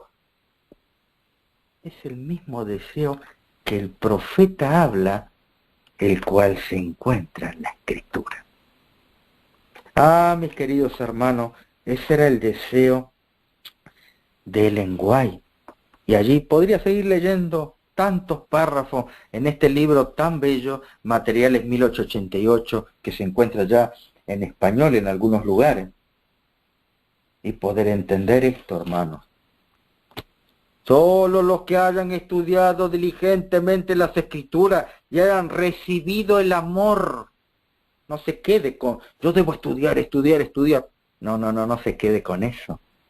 Que reciba el amor de la verdad en su corazón. Serán protegidos por los poderosos engaños. ¿Qué deben tener? Estudio de la palabra. Bien. ¿Qué más? Debemos tener amor en nuestros corazones de la verdad. Claro. Esto es un mensaje completo. Ahora me está predicando el Evangelio completo. Cuando llegue el tiempo de prueba, los que hayan seguido la palabra de Dios como regla de conducta serán dados a conocer. En verano no hay diferencia notable entre los árboles de hojas perennes y las que las pierden. Pero cuando vienen los vientos de invierno, los primeros permanecen verdes, en tanto que los otros pierden su follaje. Dice el espíritu de profecía. Solamente era un deseo de Ellen White que el Congreso de 1888 hubiera sido un puntapié para la unidad de los cuales desgustaron los apóstoles y esas iglesias donde se añadían cada día se añadía más gente a la iglesia. ¿Por qué? ¿Qué los motivaba? Que el amor en los corazones era el motor impulsor de los apóstoles. Ese amor que predicaban, lo vivía. Pero vuelvo a leer otra carta mandada antes de poder concretarse el Congreso de Minneapolis en 1888. Esta carta está fechada el 5 de agosto de 1888. La carta 20 para los que deseen buscarla y leerla con sus propios ojos.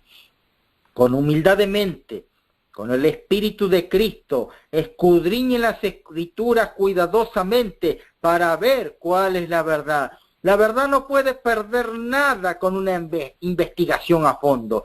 Que la palabra de Dios hable por sí misma, que sea su propio intérprete. Hay una maravillosa pereza que es permitida por una gran clase de nuestros pastores que están dispuestos a que otros, es decir, Smith y Butler, escudriñen las Escrituras por ello. Tomen la verdad de sus labios como un hecho positivo, pero no saben qué es la verdad bíblica por su propia investigación personal, ni las profundas convicciones del Espíritu de Dios sobre, no solamente, dice, escuche, sobre su mente y corazón. La verdad debe ser y ahondar en nuestra mente y en nuestro corazón. Y lo repito porque en la actualidad solamente buscan que ahonde la mente, poco que se quede grabado en el corazón. Nuestro pueblo en forma individual debe entender la Biblia más a fondo, porque por cierto serán llamados a presentarse ante concilio, serán criticados por mentes agudas, crítica. Una cosa es dar consentimiento a la verdad y otra cosa es, mediante un examen minucioso como estudioso de la Biblia, saber cuál es la verdad. Muchos se perderán porque no han estudiado sus Biblias de rodillas. Bendito sea Dios que nos da la palabra exacta, hermano. A veces mucho estudio sin el aceite del Espíritu Santo. En nuestros púlpitos a veces han entrado, dice el libro, obreros evangélicos, hombres que no tuvieron experiencia real en las cosas de Dios, hombres que no recibieron la justicia de Cristo en sus vidas. Muchos de nuestros predicadores se han contentado con hacer meramente sermones, presentando temas de una manera argumentativa, haciendo escasa mención del poder salvador del Redentor. Su testimonio estaba desprovisto efecto de la sangre salvadora de Cristo. Su ofrenda se parecía a la de Caín. Así que esto sucede con los sermones sin Cristo. No producen constricción de corazón en los hombres. No lo inducen a preguntar a las personas, ¿qué debo hacer para ser salvo? Hermanos, cuánto me deleito en la palabra de Dios y los testimonios. Pero el lenguaje deseaba, y todos deseaban que sea el Congreso de la Unidad, para que ahora sí pueda caer las gotas de la lluvia tardía. Pero no entendemos por el paso de los años y el viento. Ya estoy llegando a la última parte, mis queridos hermanos. Ya estoy llegando. Allí dice, durante varios años antes del inicio de la sesión del Congreso de Minneapolis, habían grupos separados. Hermanos, antes de ir a un congreso ya había grupos que sabían lo que iban a hacer de antemano. ¿Puede ser posible esto? Y todavía orar por la lluvia tardía. Allí, uno de los grupos, liderado por Butler, presidente de la Asociación General. También en ese grupo estaban Uriah Smith, editor de la Revista Herald. Había otros pastores más de Illinois, de Michigan, así como cierto número de otros pastores menores. Y el otro grupo era dirigido, o por lo menos se notaba, se hacía notorio, por Waggoner, por Jones, que servían no solo como coeditores de la Sunday Times, sino también como profesores de Biblia.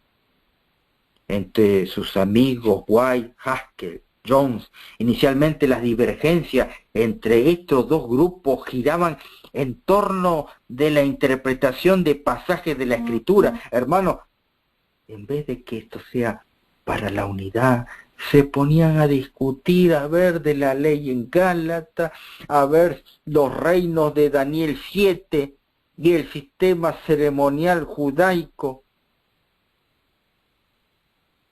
Y luego la discusión mayor, porque se fue prestando para eso. Se negó el mensaje de la justicia de Cristo. Esos dos grupos, uno de los grupos eran hermanos de mayor edad. El otro de los grupos eran hermanos jóvenes.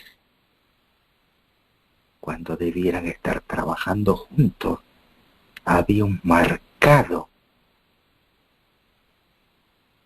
marcada inclinación a la separación antes que la unión. Claro, Waggoner y Jones no pasaban los 30 años, mientras Butler y Smith ya llegaban casi a los 50. Así que esto se fue ahondando, hermanos, lo que debió ser una de las conferencias más conocidas por nosotros en cuanto a la unidad, y posiblemente, según lo que podemos llegar a constatar y cotejar en la cita del Espíritu y Profecía, debía ser derramado el Espíritu Santo en la manifestación de la lluvia tardía. Pero estos puntos, en vez de unir, desunieron. En el 88, en la preparación para la reunión de Minneapolis, Waggoner y Jones, igual, y algunos ministros de California se reunieron varios días en un retiro en una montaña, y allí estuvieron repasando la ley en Gálatas. Pero el pastor Butler y otros tópicos que trataban de esta cuestión, al término de los cuales el pastor Waggoner leyó algunos manuscritos que él preparara para respuesta al panfleto del pastor Butler. Yo voy a decirle a ver qué está haciendo de error Butler. Y entonces hicieron ese folleto con el apoyo de los hermanos. Waggoner publicó ese libro de la ley en Gálatas, el Evangelio del libro de Gálatas, y llevó consigo un buen número cuando fue a Minneapolis. 8 semanas antes de iniciarse la conferencia, el lenguaje insistió a los hermanos para que se acordasen de su cristianismo. a los hermanos que se reunían en la asociación general, escribió ella, que cada alma se despoje ahora de la envidia, los celos, la mala sospecha y mantenga en su corazón en íntima comunión con Dios. Si todos hicieran eso, tendrán a arderles en el corazón el amor del cual Cristo les habló. Ninguna contienda debe haber, pues los siervos de Dios no deben contender, decía una ferviente lenguaje.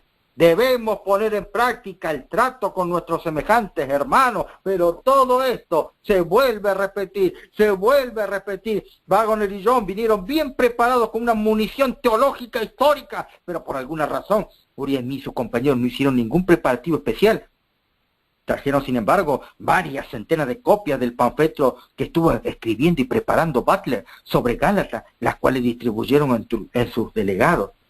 Hermano, Ellen White culpó tanto al pastor Butler como al pastor Smith por obstruir el camino. Y allí ya podemos leer esta parte. Los agravios existentes se volvieron peores, las discusiones peores, cuando los dos lados se confrontaron con sus puntos de vista opuestos. También dirigían los cañones a la hermana White como mensajera del Señor. La posición y la obra que Dios me confió en esta conferencia fueron menospreciados por casi todos. La rebelión fue general. Su curso fue un insulto al Espíritu de Dios. Los hermanos han hecho moriquetas con sus caras, hermanos. Han criticado, comentado, desmerecido, retenido, escogido por poco, he rehusado mucho hasta que los testimonios no significasen nada para ellos. ¿Acaso no está sucediendo eso? El rechazo de Ellen White fue seguido por el rechazo de todo lo que ella defendía, incluyendo las presentaciones de Waggoner sobre la justificación por la fe. Butler escribió de ella, de un modo general, el espíritu de los ministros que vinieron a esta reunión es de rechazo a la luz, el cinismo a la incredulidad. Satanás le impidió ver y obtener aquella eficiencia que podía pertenecerles al llevar la verdad al mundo, como los apóstoles la proclamaron después del día del Pentecostés, la luz que debía iluminar toda la tierra con su gloria. El mensaje del cuarto ángel fue resistida y en gran parte por causa de la acción de nuestros propios hermanos se retiró del mundo. La discusión de sus opositores que guardaban el domingo los sermones de Waggoner eran diferentes, que él se concentraba solo en Cristo, su divinidad, su humanidad, su justicia. Él nos ofrece como un don. Este es el nuevo realce. Waggoner tenía el total apoyo de Ellen White. Ella le dijo a los delegados, veo la belleza de la verdad, de la presentación de la justicia de Cristo, en relación con la ley, conforme al doctor nos ha expuesto. Lo que ha sido presentado armoniza perfectamente con la luz que Dios halló por bien darme durante todos los años de mi experiencia. Mis queridos hermanos, fue muy triste lo que allí sucedió. Insulto, agravio, y terminó ¿en qué? Negándose al espíritu de profecía. Ruego a mis queridos hermanos, ruego para que el Espíritu de Dios pueda actuar en cada uno de nosotros y no volver a repetir lo mismo. Recordemos que somos cristianos. Recordemos no dañar a nuestros prójimos, de los cuales Cristo pagó un rescate precioso, pues lo dio. Todo lo que el cielo tenía fue para el tema de la redención. Que en nuestros corazones pueda fluir esta verdad presente. Y allí cada uno de nosotros poderle dar una nueva luz a este mensaje de los tres ángeles. Claro que el mensaje es un mensaje de advertencia, claro que es un mensaje de denuncia, pero sobre todas las cosas, el mensaje de los tres ángeles es un mensaje que brinda la misericordia de un Dios amante que no procura que nadie se pierda. A veces pensamos que Dios es humano, porque nosotros como humanos actuamos, Él no me quiere, yo no lo quiero. Él me trata bien, yo le trato, pero Dios no es así. Nosotros queremos destruir lo que no hemos hecho. ¿Cómo el Señor actuaría así? El Señor le duele profundamente. Y no, la Escritura no diría Dios es amor. Cuando aún una de sus criaturas es destruida, porque las personas que son destruidas no es porque Dios le agrada. Todavía no hemos entendido eso. Nosotros creemos, no, es el Dios que viene y azota hasta como azotó a los egipcios y con mano fuerte y los destruyó y a los impíos los mató y así debe ser también nuestra vida. No entendemos, hermano. La santidad es tan profunda. Nos daría miedo el contemplarlo en nuestro estado caído. Creer que Dios va a destruir todo porque le agrade. Yo he escuchado siempre de chico que cuando llegue la nueva Jerusalén y toque sobre la tierra en la tercera venida de Cristo, y los impíos van a ir a asaltar la Nueva Jerusalén. Y cuando vayan a asaltar la Nueva Jerusalén, el Señor va a hacer derramar fuego sobre los impíos. Y los impíos se queman. Me parece que lo están leyendo mal. No tengo el tiempo de explicar eso. Mañana vamos a estar explicando en otro sermón también, en otro lado, cómo es eso de que el Señor castiga. Para cada uno de mis hermanos, darle ánimo y fortaleza, que sigan trabajando, que saquemos y hagamos morir al yo, y que habite Cristo Jesús. Acompáñenme a cantar un himno tan hermoso que da la razón de ser, y ya casi no se escucha en nuestras iglesias. No sé si cuántos conocen de ustedes, un himno del cual James Wine compuso, llamado El mensaje de los tres ángeles. En principio no había música. Allí con mi esposa pusimos la traducción al castellano y queremos compartirlo con ustedes también para que puedan aprender y puedan meditar en la palabra profética que está en la Escritura. El mensaje de los tres ángeles. He aquí un ángel que proclama el evangelio de verdad a nación, tribu, lengua y pueblo. Acompáñenos a cantar este himno. Acompáñenos también a aprenderlo para que cada uno de nosotros hagamos la bandera del mensaje de los tres ángeles. Vamos a cantar este hermoso himno, ¿sí? Ahí está. Ahora sí.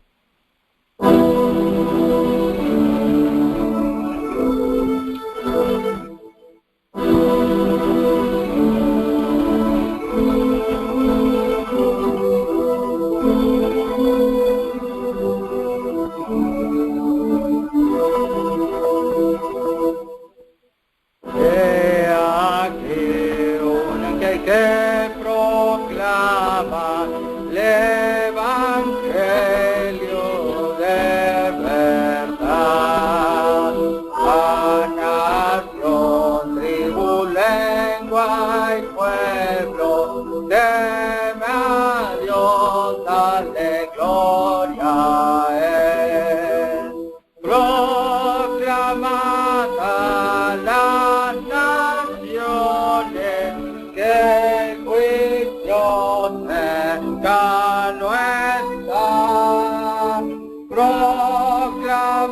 proclamada las naciones, que el juicio cercano está. He aquí otro ángel sigue con clamor de solemnidad.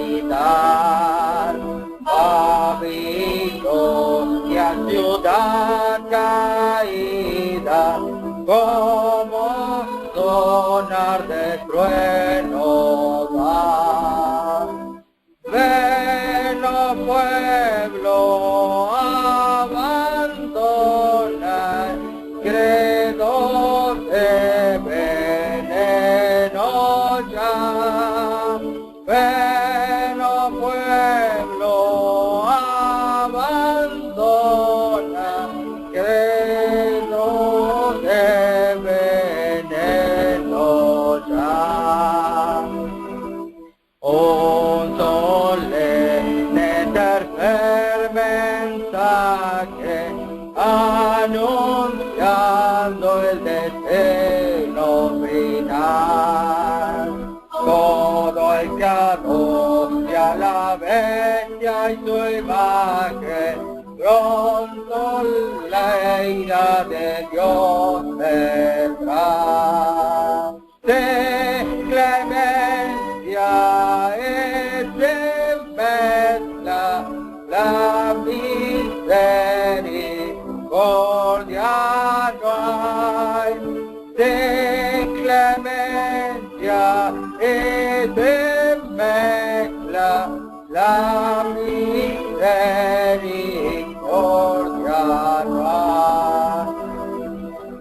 Aquí están los que ahora esperan con paciencia resistir a las fuertes enfurecidas comandadas por el dragón. No temáis, confiad en Cristo, en su santa ley y fe. No temáis, confiad en Cristo, en su santa ley y fe. Amén, amén. Los invito a cada uno de ustedes donde está allí poder tener una oración. Santo Padre, Santo Dios que estás en los cielos, tú que te encuentras en luz inaccesible, que vives en eternidad a eternidad, todo lo llenas. No hay un lugar que podamos construirte para ti. No hay un templo que pueda hacer que tú estés allí. Completamente el hombre no puede construir algo con sus manos. Por eso que tú eres Dios, el Dios de Abraham, el Dios de Isaac, el Dios de Jacob, el que nunca dejará de ser, el que tuvo un amor eterno hacia la raza, la humanidad, hacia cada uno de ellos. Antes que naciéramos, ya tú nos conocías.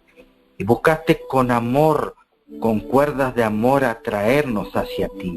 Bendito Dios, al estudiar la narración bíblica, al leer y contemplar la historia de nuestra iglesia, nuestras fuerzas decaen, nuestras piernas se abaten, porque estamos delante del santo y sublime. Bendito eres tú, oh Dios, Dios de generación en generación.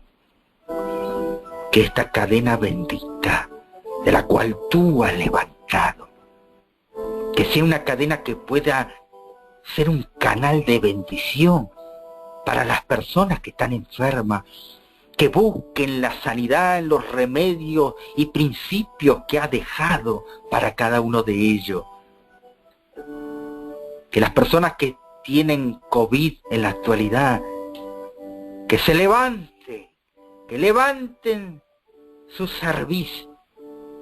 Cada uno de los médicos misioneros que se encuentra en el pueblo de Dios, levantad y sanad a estas almas por las cuales Cristo ha muerto. Querido Dios, gracias porque mediante tu amor tenemos el privilegio de estar conectados los unos con los otros, apoyarnos, hacer hincapié en nuestras fortalezas como hermanos que somos de iglesia y no hacer hincapié en nuestras debilidades. Bendito Dios, que hace florecer donde está seco, que haces llover donde no hay agua. Por eso que tú eres un Dios amante y misericordioso.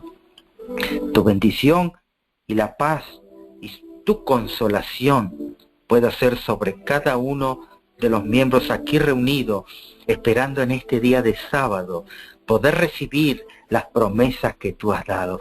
Y nosotros nos apropiamos de estas promesas.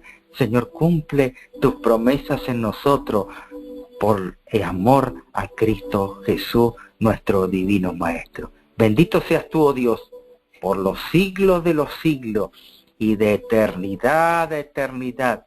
Seas tú, Dios sobre todo, en el nombre de Cristo Jesús, nuestro Salvador. Amén. Amén y amén.